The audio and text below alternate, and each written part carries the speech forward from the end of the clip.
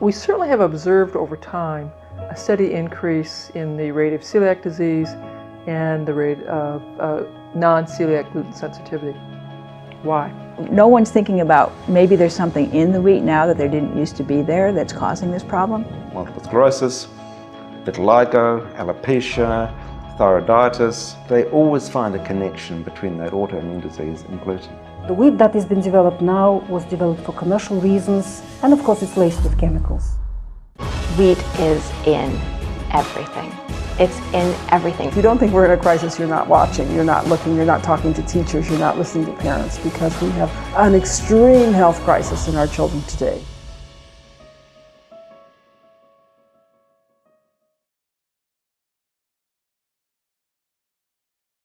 When I turned 50 and leading up to 50, I started to gain weight. I got a very sore right hip, lower back pain.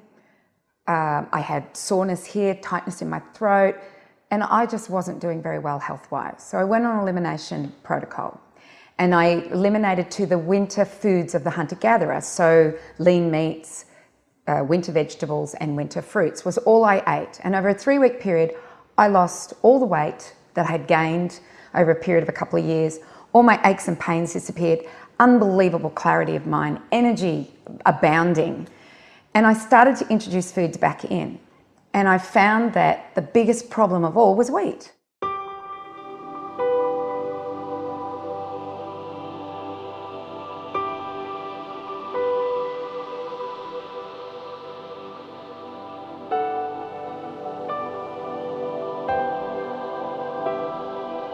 Going back to culture and tradition for me was really important to understand why was wheat my problem and why did I see so many other people with a wheat issue and with a gluten issue. It's the cultivation of wheat and other of these agrarian products that has allowed civilization to spread. It's allowed exploration. It's given us a food that was easily transportable, would not spoil, and a very, very concentrated source of calories. The transition from the hunter-gatherer mode of existence, which constituted 99% of our prehistory before we started eating grains, was like a dramatic shift in consciousness as well as a dietary shift. Wheat played a critical role in our becoming civilized. It enabled us not to be hunter-gatherers, but instead enabled us to be agriculturalists. Certainly without the development of agriculture, which involves grain products of some type, we would not have society as we know it today. If you look at the history of wheat, it's attained sort of glorified status secularly. The Food and Agriculture Organization, which is the UN's arm for defeating world hunger, has as its emblem a head of wheat. It's been glorified religiously as well as irreplaceably a representation of, the body of Christ. When you have such a profound set of memes deep within the substratum of the human psyche to indict the credibility of a very powerful industry is really a radical thing in most people's eyes. We became a civilization because of wheat. That doesn't mean that it didn't come at a price. Traditional preparation techniques took a long time. They didn't have yeast, for example. They had a sour culture, and it took a couple days to make a loaf of bread. And it was basically a fermentation process. And all grains need fermentation to make it healthy. Today they have methods where they start with the wheat and in 2 hours it's in the plastic bag as a loaf of bread. And so all of the anti-nutrients, all of the irritants that are naturally in wheat, all wheat, even ancient wheat, are still there because they prepared it so quickly. Those little tweaks were what enabled us to survive, because sourdough uses certain types of yeast and there are other bacteria involved that will break down a lot of the proteins that we're talking about that can cause massive destructive changes in the body. So our culture and tradition taught us how to eat foods that may have otherwise not been good for us, that are now we're able to use properly. But we've thrown away culture and tradition. Dr. Kellogg's was a gentleman who was a vegetarian. He didn't like meat. He believed that people need to eat carbohydrates. He had a health farm in the early part of the 1900s in the Midwest, near where my mother was brought up. And he realized that we had trouble eating grain. And so he prepared the grain in a certain way so people could eat it. His early work was fairly profound in raising the awareness, at least here in America, that food mattered in terms of health. Dr. Kellogg had the sanatorium where he was pushing a plant-based, high-fiber diet. So there was a gradual transition from a hearty breakfast that was meat and eggs or oatmeal with butter and cream to the breakfast cereals with skim milk. It was actually his brother that took on the whole role of Kellogg's cornflakes. And you know, growing up in the 60s and 70s, Kellogg's cornflakes was the food to eat. Those Kellogg cornflakes are wonderful. Well, do you know anyone who doesn't like Kellogg's cornflakes? Not a solitary soul. Really important problem at the time was that people were not getting enough calories.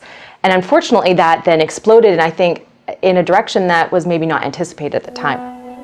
Now, if you know your oats and want to feel your oats, the initial rationale for breakfast cereals was quite noble, right? Let's create a shelf-stable product that is going to allow people to get the calories they need to not die of starvation. Unfortunately, from there, it went to a place where now all of our calories are shelf-stable and convenient and devoid of actual vital nutrition.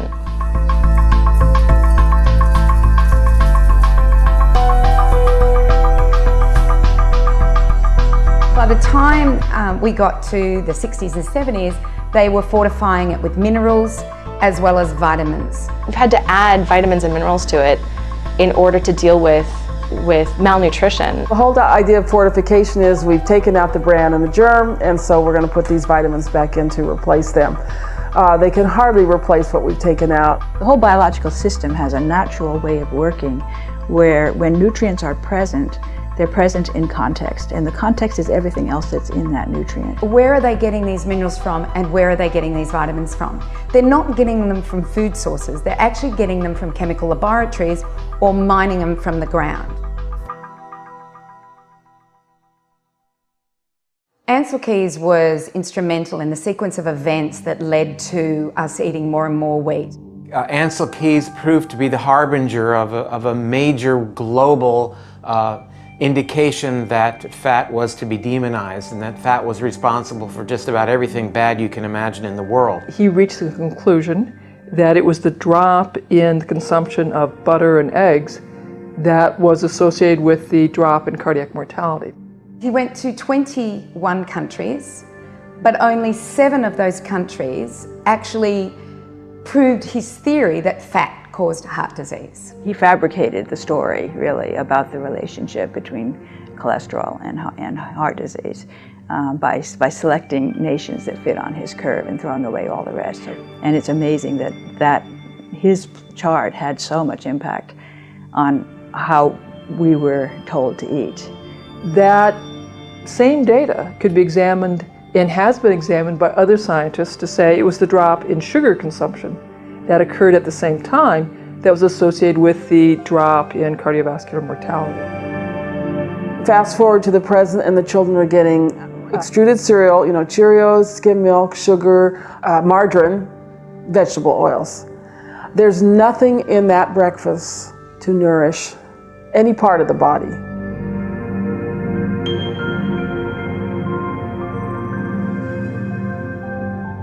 This was the beginning of fat being bad and carbohydrates being good. And this was the beginning of the end of bacon and eggs for breakfast and the beginning of breakfast cereals just soaring through the ranks of the favorite breakfast for the modern American household. There was a gentleman by the name of Norman Borlaug, and he was a scientist that worked for the Corn and Wheat Board. And they were wanting to mechanize the production of wheat.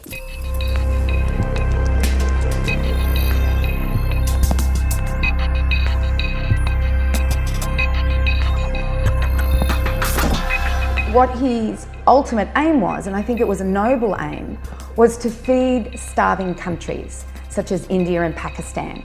And they called it the Green Revolution. The Green Revolution performed 2 roles. First, it created a market for the chemicals that had no markets after the war, but it also allowed a different path for rural transformation. Monocultures in the landscape meant that there were more chemicals being put down. So a monoculture is where it's just one field of wheat or one field of soya or one field of corn, and as a result of that and as a result of the chemicals that were being used and the unhealthiness of these plants, it all led to these plants becoming less and less resistant to disease and needing more and more chemicals in order to survive any pests that may want to eat them. Any monoculture will produce more of that. Monoculture is not such a big deal, but it produces less of everything else that was displaced. What Borlaug did was take a wheat that had been stolen from Japan, called Norin, and crossed it. He hybridized wheat grain from different countries that would never have hybridized naturally together. The physics of this is that the shortening of the stem allowed more weight to be carried on top of the plant. The other thing was that it could be harvested a lot faster because you didn't have as much chaff. But see, in olden days, the chaff, the straw, the leftovers from the seed head, those were just as valuable as the seeds for bedding livestock. We had bred plants for balance, to give food for animals through the straw and humans through the grain. By the end of 1945, which was the end of the war, the people that were producing the chemicals for warfare began creating the chemicals for our agriculture. Instead of looking at the health of the plant, they looked at the yield of the plant. The wheat that has been developed now was developed for commercial reasons. It produces a much higher yield and is far more profitable to grow, and it's easier to grow. The yield has increased substantially, and that has caused this pervasive abundance of wheat globally. And again, it really has caused us as a world now to be pretty much founded on a notion that wheat needs to be an important part of our diets. Only the Western world produced enough grain to feed 11 billion people. 11 billion. We only have, short of 8 billion on the planet. So we are overproducing grain. 690 million tons of wheat that are produced every year indicate just how much money is at stake. This is a very difficult time for those who are more concerned about the truth and about what's best for health versus, the powers that be that don't want people to know the truth about wheat. And I understand grain as being precious, but what we did was we took this preciousness and suddenly gorged ourselves on its availability once we were able to figure out how to grow it limitlessly. And instead of just being grateful, we have turned into an orgy of abuse.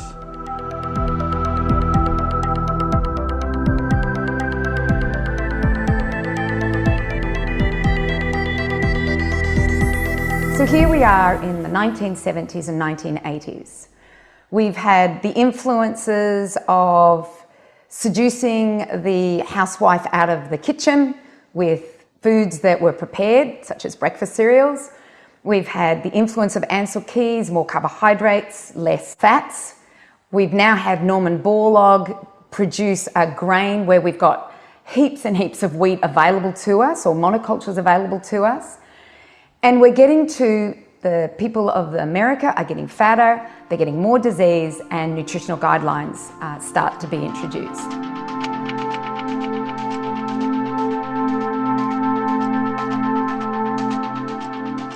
So we created this higher carbohydrate, lower fat calorie idea, which was called here in America the food pyramid, which was the most perverse recommendation for human health that has ever been conceived. The history shows very, very clearly that the food pyramid was largely agricultural influences. The rationale that they were given when grains, which had been at the top of the original draft of the food pyramid, was suddenly put at the bottom, was that, well, poor people can't afford to have a diet that's based on fruits and vegetables and meats and seafood. When we first started publishing the food guidelines, it was pitched to the agricultural community as another effective way to help market their products. It is not based on any nutritional science. It is not based on any clinical or medical observation. It has been created by politicians who are protecting the interests of the wealthy.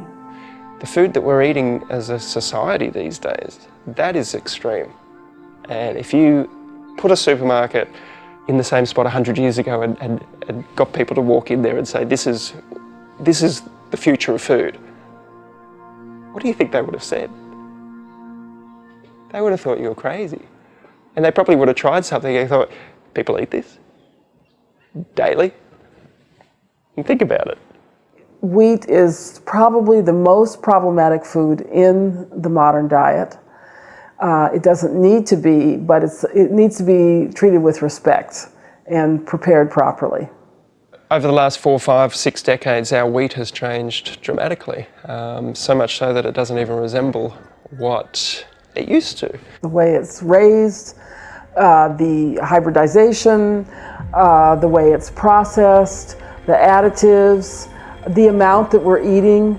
So we're not only just being exposed to it, what we're consuming, but we're being exposed to it on our skin as well. So we now find wheat or parts of wheat in our cosmetics.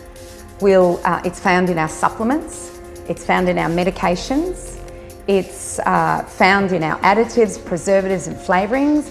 If you see the word glucose or maltodextrose or dextrose, these are all wheat-based sugars. Even ascorbic acid is made from wheat, and that's our vitamin C.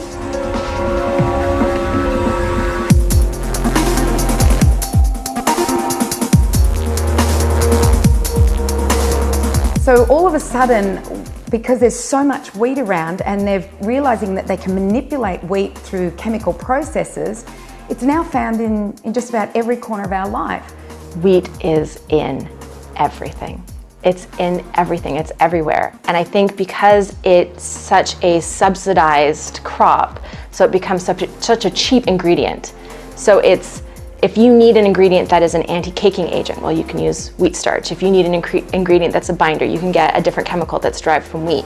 You can use every part of wheat. So a lot of the chemicals that we see in processed foods, in cosmetics, in cleaners, in shampoos, they come from the byproduct of wheat production for foodstuffs.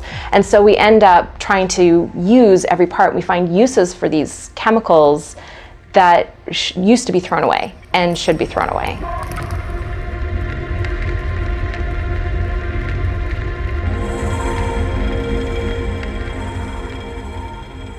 I see a lot of folks who are taking vitamins and supplements. They fail to read the ingredients and may not realize that it's probably contaminated with gluten or contaminated with wheat. Wheat straw extract is used in probably 80 to 90% of the skincare industry. So it is used a lot to help emulsify things. Wheat and gluten can be in many different forms. Things as straight as wheat germ oil, right through things like wheat proteins. You can get, there's definitely different forms of wheat that we put into the products that have gluten in them, and often they're used as emulsifiers or emollients, or they're used as surfactants. They're often used to help retain moisture in the skin. So they are definitely a part of the skincare world. For me, I'm always very, very careful in picking what products. We don't even have Play-Doh in my house because it's made with wheat. I don't notice an immediate reaction if I use a shampoo that has gluten.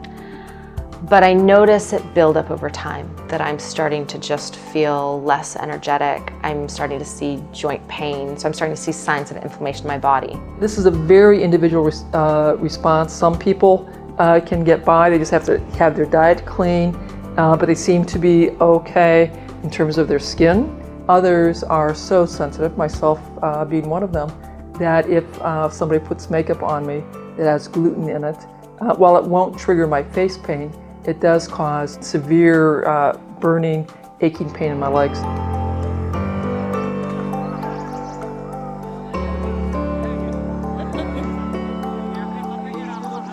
In history, and not that long ago, probably in India in the 40s and 50s, many things were being grown on a land that then, a decade or two later, was all one grain. All of these things helped resist diseases, resist pests, gave nutrition to the people that lived and grew these foods. If it was an animal and plant society, the animals would fertilize the land and then the plants would be grown afterwards. So we actually used animals and plants. We used different plants to help other plants to survive and to be healthy. And that in turn gave us the nutrition that we needed in order to be healthy, strong human beings. Well, the basics are pretty simple. There is no animal-less ecology. Think about that. I mean, that sounds so profound, that sounds so simple, but it's elegant. There is no animal-less ecology, and yet all around the world we're trying to grow grain and grow food with no animals. And the animals are confined in concentrated animal feeding operations here.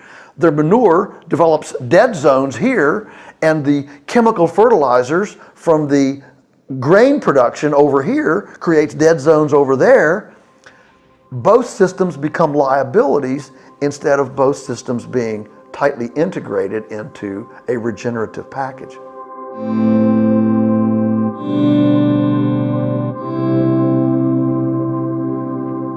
As I continued to learn about wheat, I then started to look at our modern agriculture. My mother was born in 1937 in Iowa, USA, in the Midwest. In 1938 and 1939, there was a plague of locusts, and they decided to use arsenic on the wheat fields and the cornfields in the Midwest. After that period, my mother, who was the eldest of 11's, other siblings started to be born. So there were 7 boys in that family. 6 were born hemophiliac. Now, hemophilia was never in our family. We went back generation after generation trying to find the gene. It wasn't there.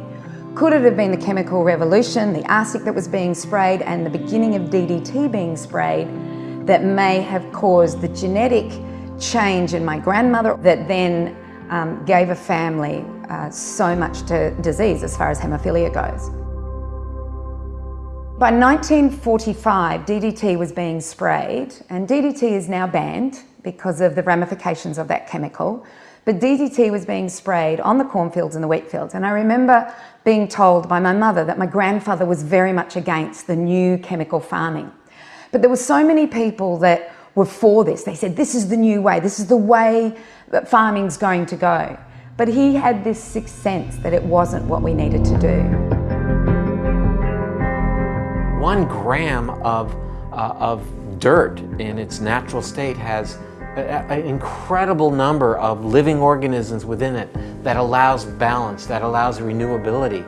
But in modern agriculture, the soil is absolutely sterilized. We have been degrading land for a long, long time, but now we're able to accelerate it. I think that's kind of what's changed in this century. That's why we're desertifying faster. We're eroding soil faster.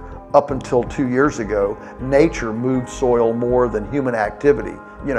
Dust storms, floods, that sort of thing.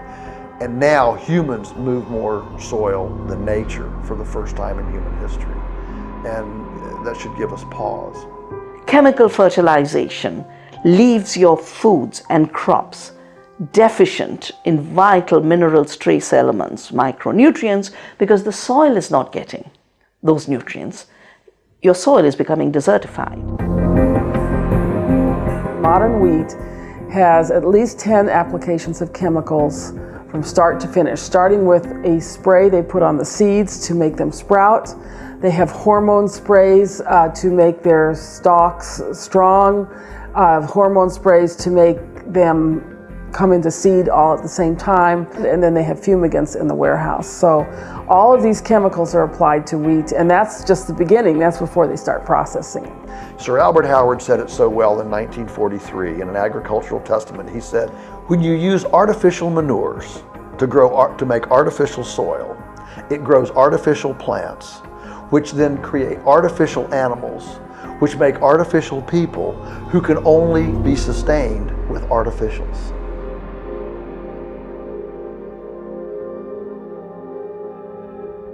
It's really interesting to see how many foods are now today being thought of as toxic or as not good for us. You know, for example, wheat, and wheat is the staff of life.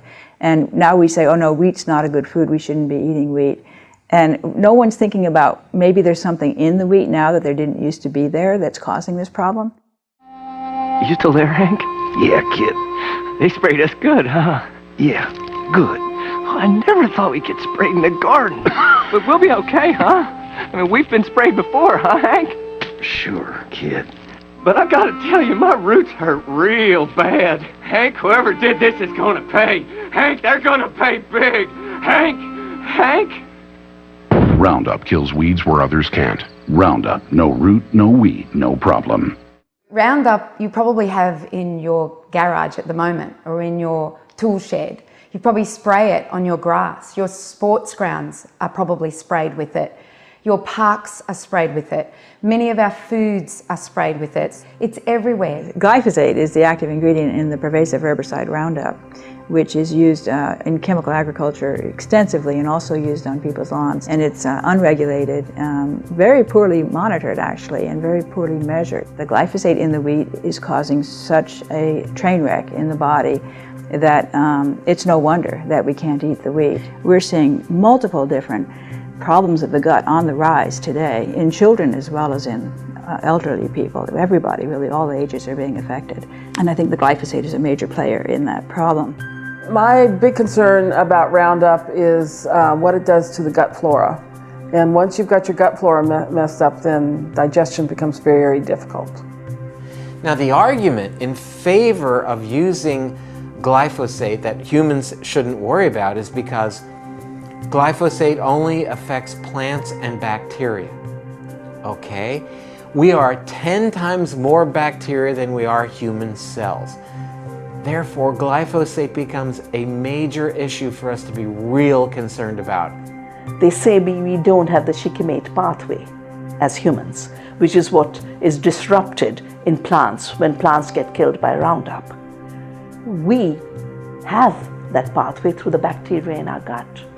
The shikimate pathway is a process that happens in plants and bacteria, and it converts fructose that we consume into a compound called PEP, which then, through a series of steps, makes our beautiful aromatic proteins or amino acids, which then turn into our neurotransmitters.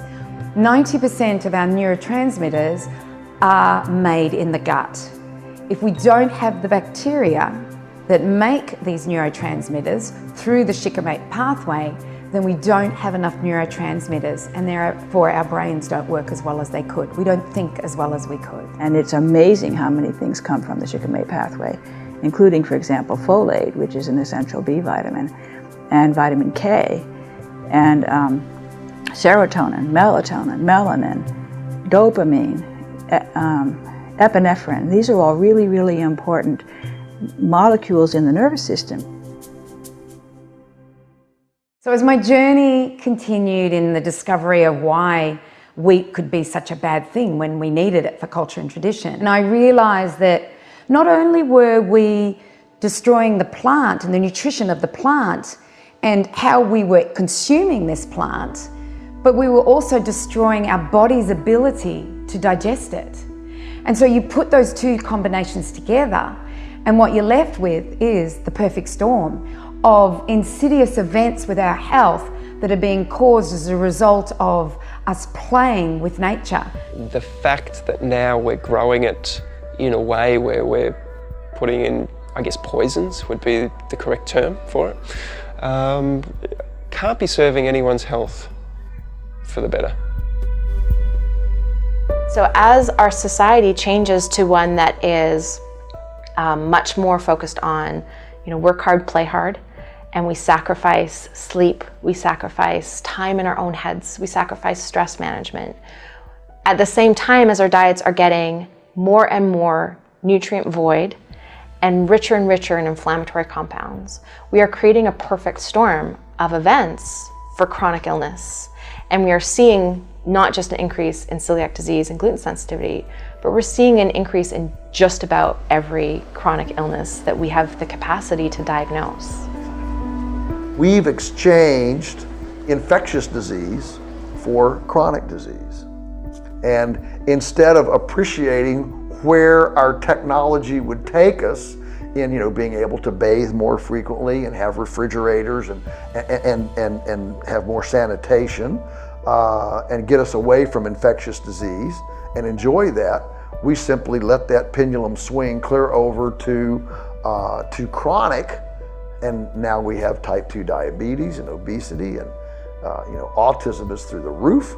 Wheat is contributing to an inflammatory state in our bodies, both by being inherently inflammatory and also by displacing foods in our diet that would allow us to have a more robust immune system.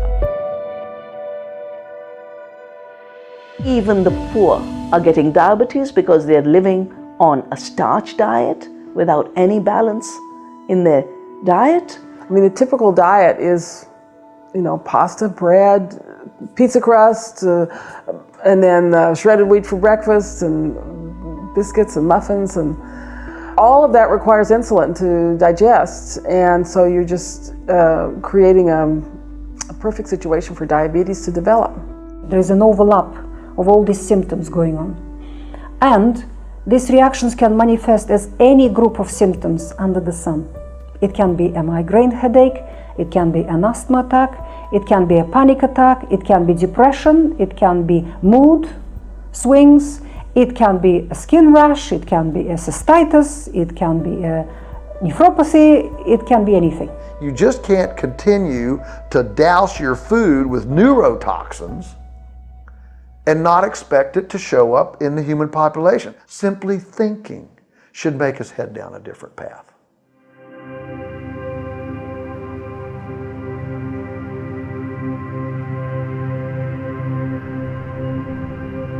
In the wheat grain, it may not just be the gluten and the gliadin that is the problem, the proteins in our wheat. We also had sugar in the wheat, and that sugar is called fructan. And when we chop fructan up into little pieces, that's fructose. And one of the diseases or maladies that we're now seeing is fructose malabsorption. We're starting to understand that irritable bowel syndrome is, at least in many cases, is actually fructose malabsorption. So it's actually our bodies not being able to absorb fructose effectively and overfeeding bacteria. So we used to consume large amounts of fructose for all of our existence, but we ate it in complex, in a natural food, such as a piece of fruit, which has millions of other substances in it, and they're all necessary. They all balance each other out. If you take fructose out and present it on its own as a molecule to the human body, that can become toxic. The input to the shikimate pathway is PEP, phosphoenol pyruvate. And the step that glyphosate disrupts is the very first step that converts PEP to the next thing in the chain. And PEP is also the output of a pathway that breaks down fructose. So ordinarily, the gut microbes take in fructose, convert it to PEP, and then the PEP supplies the input to the shikimate pathway. But what happens when glyphosate's in the way is that PEP piles up. And when PEP piles up, it's going to suppress the ability of the microbes to continue to break down the fructose. So the fructose is going to end up in the lower gut and get processed into fat by the microbes in the lower gut, producing gas, for example. And if those microbes are not sufficient to manage all the fructose that's being eaten, then the fructose is going to go to the liver, and the liver is going to have to process the fructose into fat also. And in doing so, the liver will become either fatty liver, or it will release a lot of LDL particles, giving you high cholesterol. Even if we were to, right this moment, just suddenly ban glyphosate, the soil itself would also be an issue, because glyphosate in some soils, it can last over 20 years.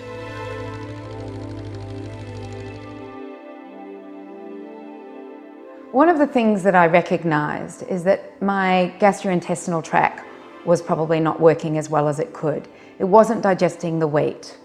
And as I researched about the microbiome and realized the enormity of this amazing group of organisms that help us have the nutrition we need, make our nutrition, digest our food, help us with our immunity, produce our neurotransmitters.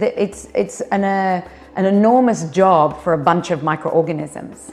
This collection of more than 100 trillion bacteria that live within each and every one of us that are really ultimately determining whether we're going to be healthy or not, the balance point of our immune system, whether we have inflammation, whether we are fat or lean, and even play a role in our mood from moment to moment.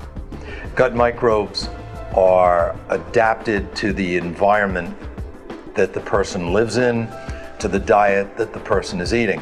Glyphosate wreaks havoc on our microbiome. It inhibits our ability to have access to certain important minerals because it acts as a chelating agent, and it downregulates our ability to utilize vitamin D. Your gut flora changes more and more towards being more pathogenic and more hostile for you than friendly. It stops serving you, it becomes unbalanced more and more. Our microbiome is passed on through the generations. So not only does the great-grandmother give to the grandmother, give to the mother, give to the daughter, to the granddaughter, the genetics, they also pass on the microbiome. And I realized that my grandmother would have had a fairly intact microbiome to give to my mother. But through the chemical revolution, my mother's probably would have been slowly eroded, which she then gave to my sister and to myself, which I then give to my children. Children who are at high risk for celiac disease because of genetic markers are less likely to develop celiac disease if they have high levels of bifidobacteria in their gut.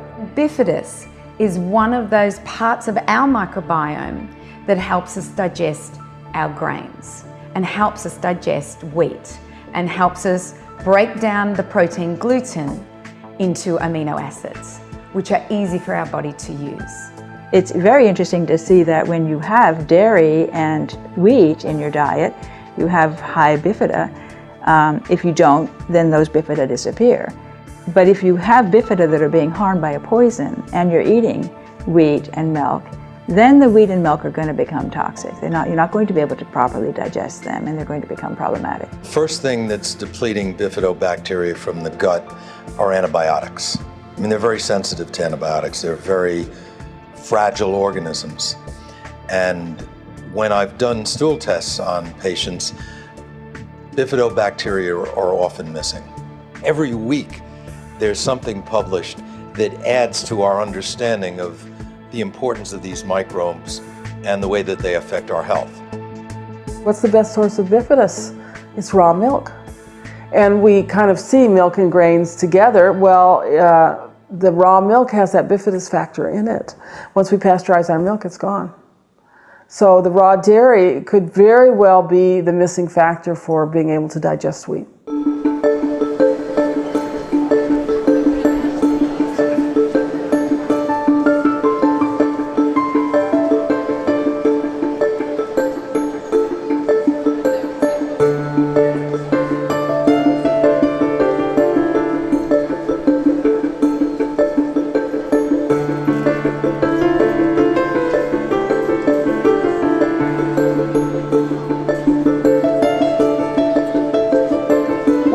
That I needed to do in order to be healthy after I'd eliminated wheat from the diet is that I knew I had to fix my gut, which was a leaky gut, which means that I wasn't digesting the wheat.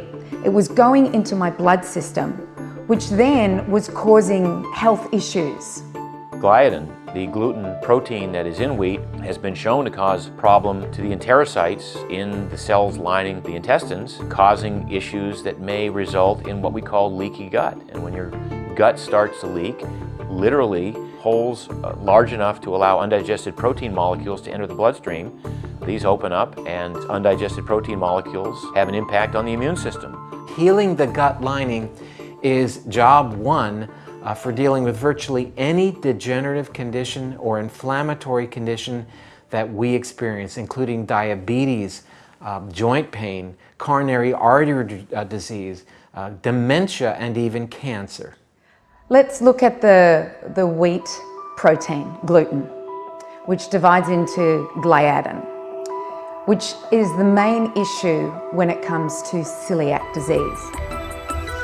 Gliadin or gluten is found in wheat protein. When we eat a protein, a normal protein, we eat it, goes into our guts, and our body pulls it apart into the individual amino acids, and then we absorb these, and then these building blocks, the amino acids, are reconstituted into human proteins. Unfortunately, gliadin or gluten cannot be digested.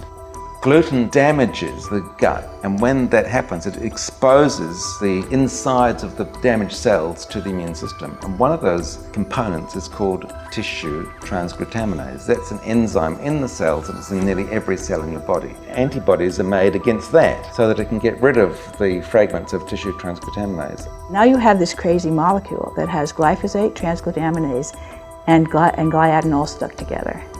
And that molecule is, I think, what becomes the allergenic molecule. Your body sees it as something it doesn't like, and it develops an immune reaction to it. Now we've got what's called an immune complex, and this is a more difficult thing for the body to get rid of. And it has to put it somewhere. So where would it put it? Well, it often puts it in immune complexes in the skin, which causes eczema or dermatitis herpetiformis in some specific cases. It can put it in the head. And lots of people with brain problems have white plaques in their head from gluten complexes in the brain. It can go into the gut and cause all sorts of havoc there. As I started to learn more and research more, I realized that the gut was not the only thing that was affected by wheat. Here I saw in my own body, I was being affected in my joints. But why did it affect my joints and my weight, but it may attack something else in somebody else? And what I realized is that the most important part of the body that's affected is the neural tree. And the neural tree is our nervous system, brain, spine, to our little finger. Everything could be affected, just depending on, your susceptibility. There are nerves going to every single cell in every single part of your body. So if you get damage to the neurological tree, you can get symptoms anywhere. We all know patients who have got celiac disease and patients who have gluten sensitivity, who when they eat gluten, within 10 or 15 minutes, they've got symptoms. They've got gut problems, they've got bloating, they've got irritability, they've got headaches, they begin to itch and scratch, all within 15-20 minutes. That can't be symptoms from a disturbed gut. It can't be from the increasing gut damage causing you pain, because the gut doesn't have that sort of pain sensation. So where do these symptoms come from? Well, it must be neurologically based. We can diagnose through tests celiac disease. We can diagnose a wheat allergy. But there's another part of this whole complex, and it's called non-celiac gluten sensitivity. We can't diagnose that. We have no tests for it. The only way you will know whether you have non-celiac gluten sensitivity is if you eliminate wheat and see what happens to your symptoms. I'm a pediatrician, and I see children with sore tummy, regurgitation, gastric reflux, headaches and migraines, eczema, itchy skin, chronic constipation, chronic diarrhea, not growing properly, irritability, attention deficit syndromes. Nobody can say without doing a blood test whether they've got celiac disease or not. So when you do the blood test and you find they don't have celiac disease, they can still react to gluten. Why do we see so much more celiac disease, gluten intolerance? Why is that so prevalent now? And it comes in part from the fact that wheat is in more foods. It's a larger proportion of our diets. The wheat itself is now grown to have more problematic compounds, because the problematic compounds in it actually make it more resilient as a crop to disease. So the same things that protect wheat from insects and disease are the same things that are the most inflammatory for our bodies. I've published peer-reviewed journal articles on headache being related to gluten sensitivity. Dr. Marius Hadjivassiliou in England has published extensively on the neurologic consequences of non-celiac gluten-related sensitivity, including cognitive issues and difficulties with how your brain works, certainly mood issues. We have seen plenty of peer-reviewed data that even correlates schizophrenia with gluten sensitivity.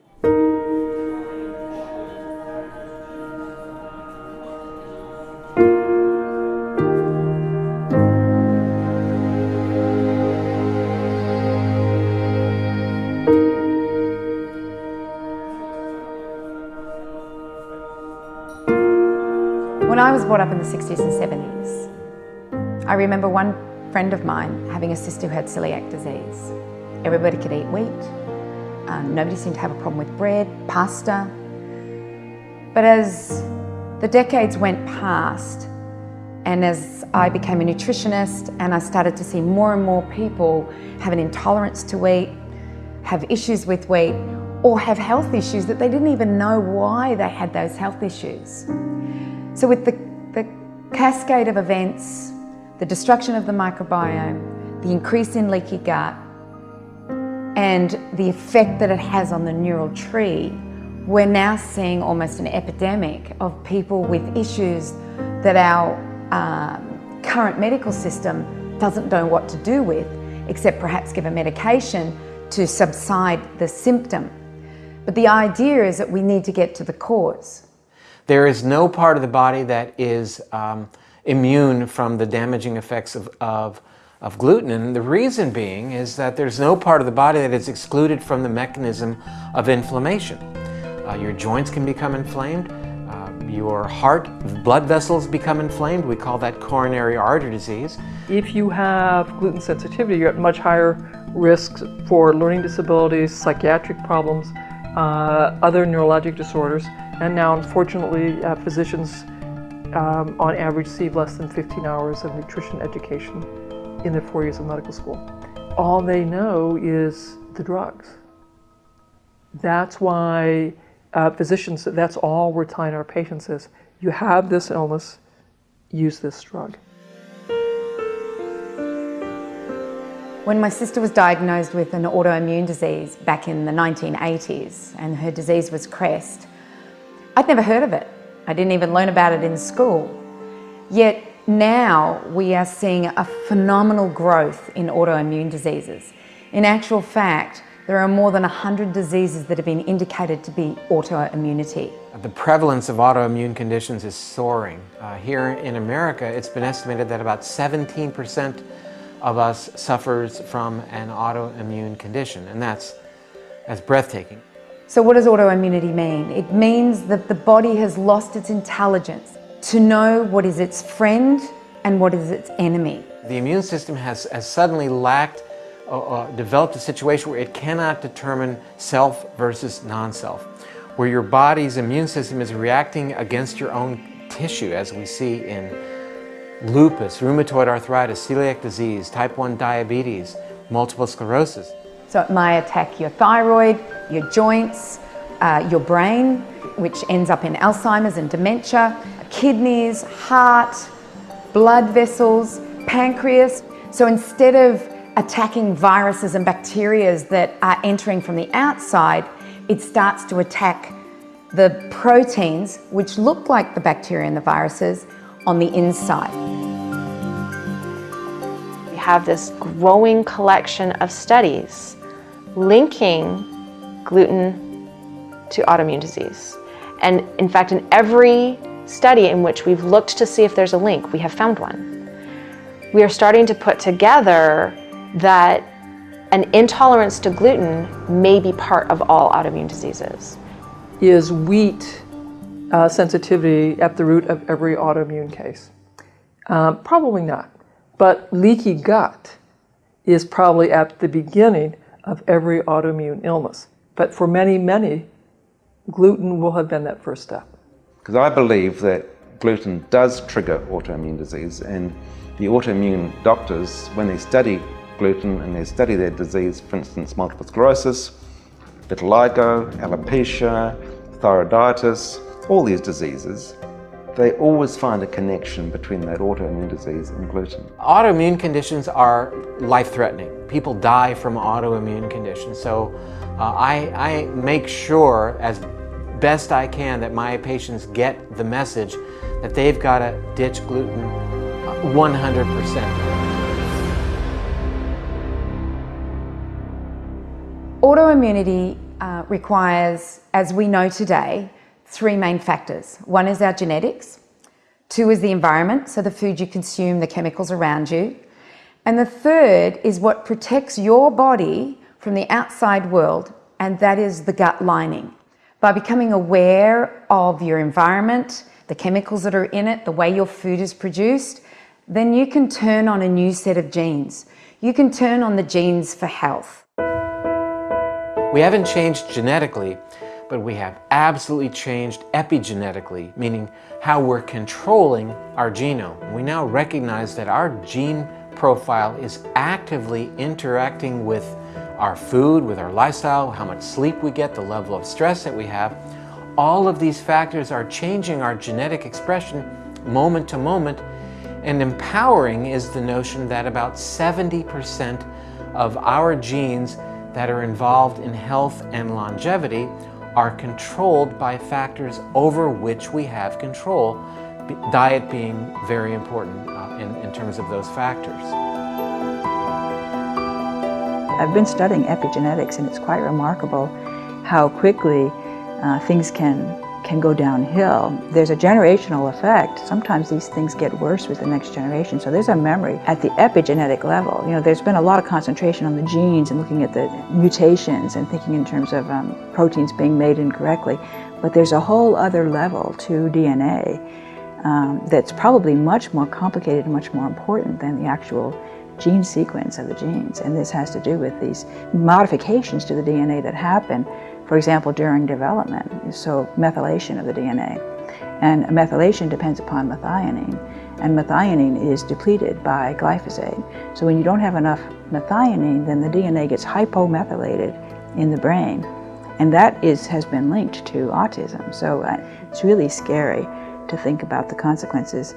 Every bite of food we take has a hormonal impact within the body, and that we have this incredible ability to affect how our genes express themselves. Our genes do not act in a vacuum. Our genes aren't self-determined. Our genes require input from us to turn on or off. I think all of this comes down to personal responsibility and choices and a willingness to take on a role primarily for oneself. The first order of business is to fix your own house and to clean up your own house and get yourself in good condition.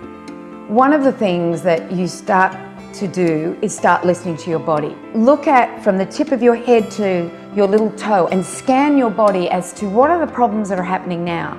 Because more often than not, what we do is we stop listening to our body and we just take a medication to dull the symptom. If the body is whispering at you with any condition, be it a headache, rheumatoid arthritis, a skin condition, an eczema, dermatitis, then I would be looking at everything. I would be looking at what I'm putting into my body first and foremost, because we know that healthy cells grow from the inside out.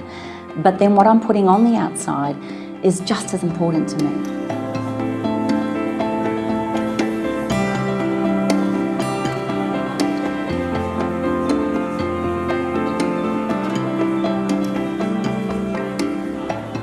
I remember when I had to give up wheat, and I realised that if I didn't give it up, then I was going to keep gaining weight and I was going to have some real issues with my musculoskeletal system. And I remember I loved going to the local bakery. He was a traditional baker, organic. I'd buy his sourdough breads, and every now and then on an afternoon I'd go and get these beautiful croissants. And I really remember having a little bit of a fit saying, these are the foods I want to eat. I want to eat these foods. A lot of people who, when you first suggest that maybe they're going to have to give up grains, they can't believe that's even possible. What will I do? How will I exist without my cereal in the morning, without my bread on a sandwich? How will I eat a sandwich? That's my favorite one. How will I eat a sandwich? And that's an interesting first pass when it's suggested that you might have to give up these because of the addictive nature of grains and wheat. So are wheat products addictive? Well, you ask someone to give them up and you look at the fear in their face. And I don't think the fear comes from, or what am I going to cook, or what am I going to eat? I think the fear comes from, I really like eating that. Don't take that away from me. That's the one thing that gets me through the day. That's the one thing I look forward to each and every day.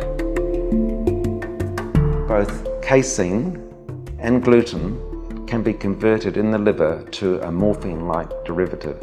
It's called an endorphin.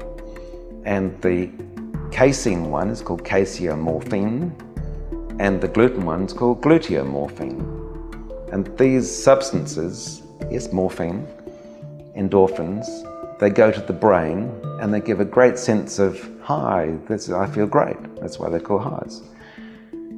And the children like that feeling. They don't know they're addicted, the parents don't know they're addicted, but they've got this craving to have wheat and dairy. We've got no shortage of calories in our food system. We've got a shortage of nutrients, not a shortage of calories. And so when you have a food that has no nutrients, but it's calorically dense, it's delicious, it triggers the same type of responses in our brain that we would get triggered from a drug, right? So we can actually see food addiction relating to highly palatable, nutrient-deficient foods. And so it makes it a really difficult food to explain how it can be so detrimental to our health because it's delicious. Giving up wheat doesn't mean you can consume or eat gluten-free packaged foods. When you have a look at these gluten-free packaged foods, they may say they're gluten-free, but you read the ingredients and what you see is a bunch of additives, preservatives and flavorings and all different other carbohydrates and other grains that when they're mixed together, you don't know what they're doing in your body. Well, the problem with wheat today isn't as simple as just finding gluten-free labeled foods, because they're found in our cosmetics, they're found in our pills, medications, they're found as fillers, there's certain sweeteners that are made from wheat. So the problem is that if you are really sensitive to gluten, you're going to be exposed to it unless you're hyper-vigilant. Have I ever bought a gluten-free product that actually said gluten-free as a substitute? No. Would I? Probably not, because generally they're made up of things that I don't want to be eating anyway. It's difficult because there's so much misinformation out there, and I think people just aren't informed, and then they see a gluten-free packet or a gluten-free aisle and think, okay, that must be better for us because I shouldn't be eating gluten.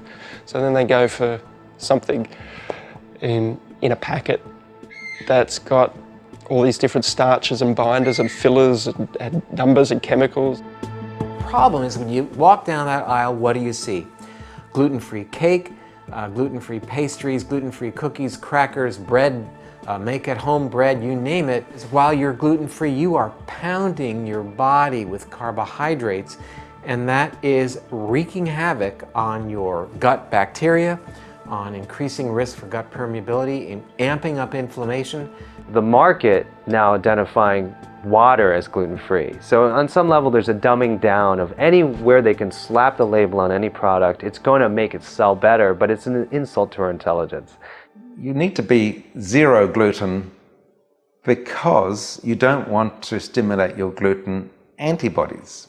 The studies have shown that if you have one bite of bread a day, that's enough to fuel celiac disease and keep it going. You'll never heal at that. We need to nurture these people through their condition. We need to ensure that they remain zero gluten, and we need to make sure that they understand why they are having to be so careful. So I'm not so worried about the gut, I'm worried about the brain.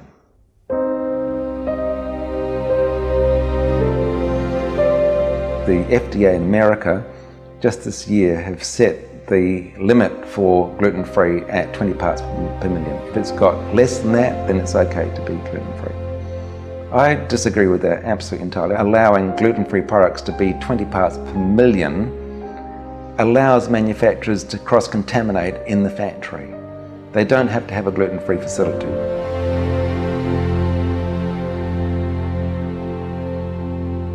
Some people cannot tolerate a microgram of gluten, without them setting off an inflammatory response. I'd rather see you go zero gluten. And zero gluten means that you know where each one of your individual ingredients are coming from, and you're making foods from those ingredients. So you're making the foods yourself. You're going back to our culture and tradition, your tradition of being in the kitchen, making beautiful food from scratch. Back to the basics versus relying on medications. Even a lot of supplements that may have gluten as an excipient may not be as good of an idea as using a culinary herb or taking in a certain type of food. So part of this calls us back to going into more of a natural way of living, a natural way of eating, where you wouldn't even consider consuming all these gluten-free labeled products because you're really making your own food. You're eating whole foods, which are intrinsically gluten-free, vegetables and high-quality, fruits and nuts. Taking it one step further, the skin is a massive part of the body and it does absorb ingredients. But where I'd go with that is I'd be going chemical free. I'd be looking at the same principles and philosophies of going as close to nature as possible. So for me, that's cold pressed oils. That's using things like essential oils, avoiding the chemicals and anything that has numbers and any chemical components. When I talk to people that I had given up wheat, and I've given it up for quite a long time, you can see this glaze over their eyes and they're like going, give up wheat? Well, what do I eat now? They have no idea what to eat. They don't know anything different from breakfast cereals. They only know their sandwiches, their muffins, their crackers and their pasta. But what am I going to eat, Pete? What's left to eat? Because if I can't have my bread or I can't have my cereal, this is stuff that I've been eating for the last 5 decades, each and every day. Can I tell you a little secret? You have a wonderful world open to you of flavour, of textures, of ingredients. The most blandest food on the face of the planet would have to be grains, or especially wheat. I mean, you think about it. You think about a packet of flour, whether it's wholemeal or white. Taste it. Does that taste delicious to you? I think education is the key, and using yourself as a bit of a guinea pig. I mean, for instance, this documentary is about wheat. I can tell you with all honesty, if you give up wheat, you are not going to die from a deficiency from it.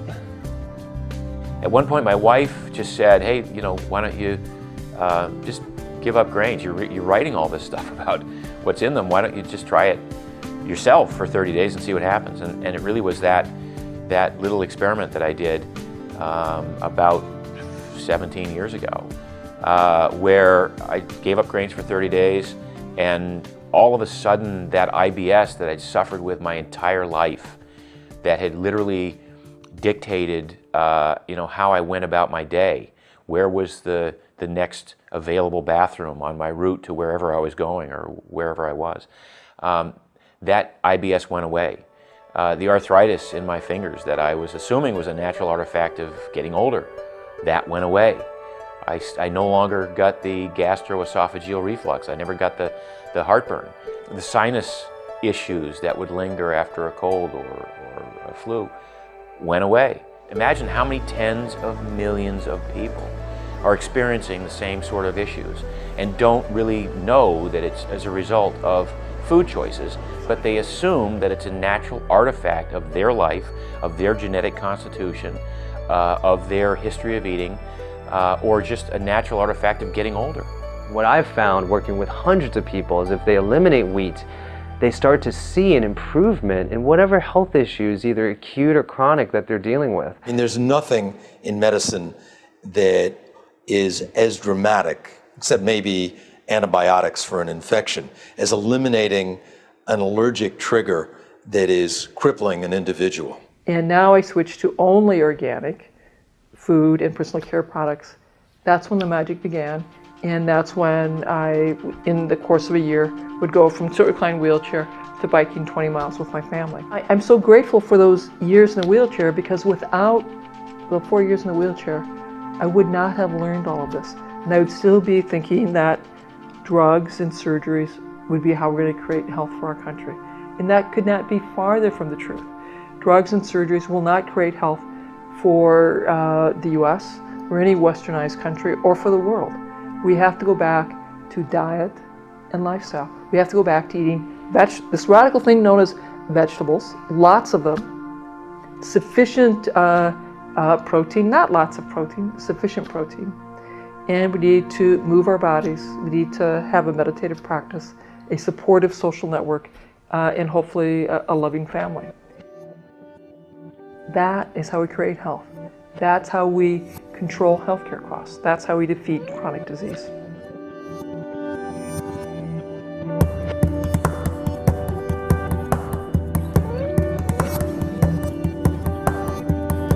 Give it a go. Let's say you have non-celiac gluten sensitivity. You can't do a test for it. All you can do is eliminate. So give yourself 6 weeks to eliminate wheat, but do it with real foods. Well, being a chef, I think I had a little bit of an advantage to adopt this lifestyle to make it delicious. Because that's the key. With any dietary change, you don't want to be eating cardboard. You really want to be eating really delicious food. And we found that the transition for the children, especially our kids, we actually really didn't need to tell them anything. I just cooked food that was devoid of the ingredients that can cause problems for our children and for ourselves. We didn't make a big song and dance about it. It becomes really important to change the conversation, not away from what we're eliminating, but from what we're adding. What other amazing, tasty, flavorful, nutrient-dense foods we can eat in place of wheat. The first week or two, they may feel worse because they are now up-regulating the enzymes that process, eliminate toxins, and they're experiencing what we call detoxification.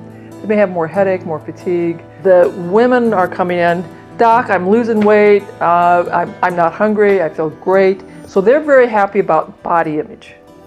The guys, on the other hand, are coming in like, "Doc, you didn't tell me my love life was going to improve. I am so happy." So how long it takes to recover from an exposure can vary dramatically. The cells that are responsible for the reaction can live anywhere between 2 months, 10 months, 2 days.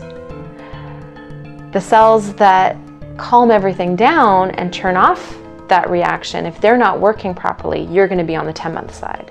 If you have been consuming wheat your whole life and that intestinal wall has been constantly challenged, it's constantly inflamed and it's permeable, just eliminating the offending substance could in theory start generating a healing response within a matter of a few days or a week. You really wouldn't know until you stop consuming it. And many of us who have done that have been just shocked by how profound the changes and how quickly they have occurred, as well as when they reintroduce even a small amount of that substance, just what an acute reaction they get. So you'll often hear people say, you know, "I ate bread every day of my life and I never had these kinds of reactions to it." And it's sort of a common response that people will think that, you know, going gluten-free for a month made them gluten intolerant. And that's not the case. It allowed them to see what was already there. So you have these exaggerated response, which makes it really, really obvious. And it makes it really, really easy to identify which food was the problem. Not everybody will have an issue with wheat. It just seems that the majority of the population is beginning to have a problem with wheat. So will I be able to eat wheat again? Do I need to do this elimination? Is there an alternative? We do not have the science to say, yes, you can eat wheat again, or no, you shouldn't be eating wheat again.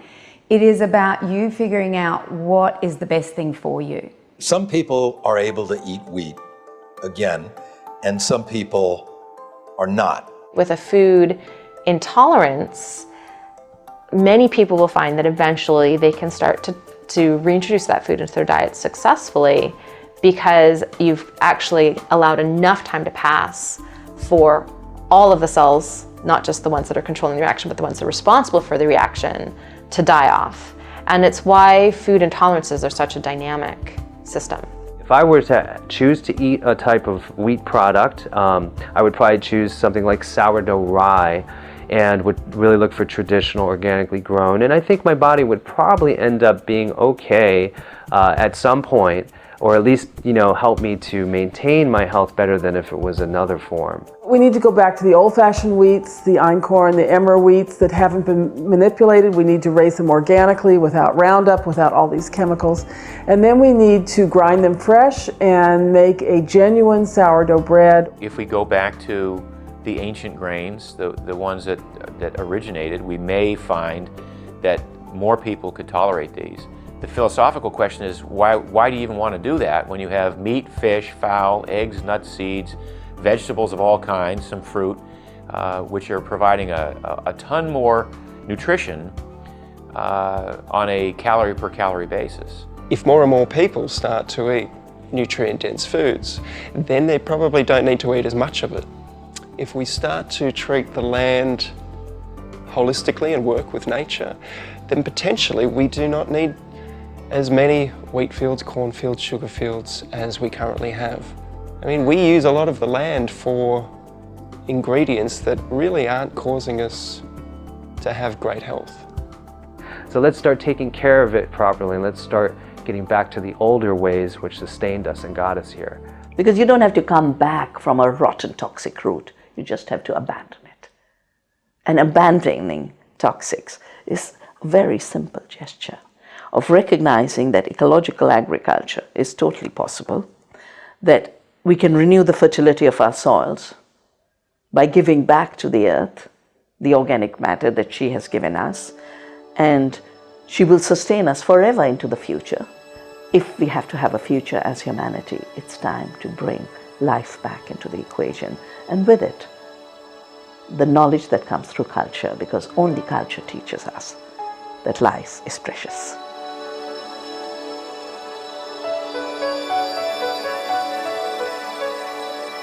Wheat isn't the problem, it's what we've done to wheat that's the problem.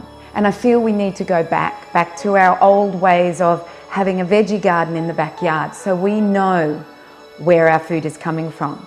Or follow the town of Todmorden, which is an edible town where they grow food trees and food instead of pretty trees and flowers. And if we start going back to our traditional ways and we start taking an interest in how our food is produced, then perhaps we can stop this onslaught of illness that we're now seeing within our children and our adult population. Every disease that exists on the planet is a man-made creation. Nature has not created those diseases. We have created them. And that's a wonderful news because we have the power to reverse them. I'm very optimistic that a large part of the public is going to understand that we will not be able to medicate or operate our way back to health. The only way to get health and vitality is to go back to what really caused us to become ill in the first place, which was our diet and lifestyle choices. The food that we eat is sending signals to our DNA, our code of life. And we can either choose to send signals that code for health or signals that code for disease. Our genetic code hasn't changed, and it's expecting that information from the foods that we've been eating for a long, long time. And again, modern agriculture has suddenly given us genetic information that our bodies just don't know how to handle. What impact are we having on the next generation as a result of the food choices that we're making right now? And to see the light go on and go, wow, this is not just today, but I can see that I can improve for the next few decades, and that probably the best of all is that this is a very sustainable way of eating. It's not a diet, it's a way of eating. And it is incredibly satisfying and clearly sustainable for the rest of my life. So eat the way our ancestors ate. And there is really no other solution. I know that you might need other health modalities to get back to health, but without starting with the right diet, nothing else is going to work. We're creating a weaker and weaker species, and are we going to do something about it? I know I want to. I know you want to. I know parents watching this want to. You know, I believe we can turn this around. Use what you have where you have. Blossom where you are. Sprout where you are. And then keep your eyes open and start making collaborations and talking to this and that and the other. Be gentle with the skin, be gentle with the body. It's taken a lot to bombard it. We've hurt the skin, we've hurt the body. Let's get back and start nurturing in the way nature intended. Be kind. One of the biggest roadblocks that we face to change is that we as an entire society have forgotten what it feels like to be healthy. The reason behind the education with What's with Wheat and this documentary is to get you to ask more questions, to be more aware, to understand what's happening out there, to take an active role in how your food is produced. And we can't change with the thinking that's got us into this predicament. We must change with a different type of thinking. Become educated, become knowledgeable, become aware, start making changes step by step, habit by habit, and we may be able to create a tsunami of change that will change the health of our children and future generations.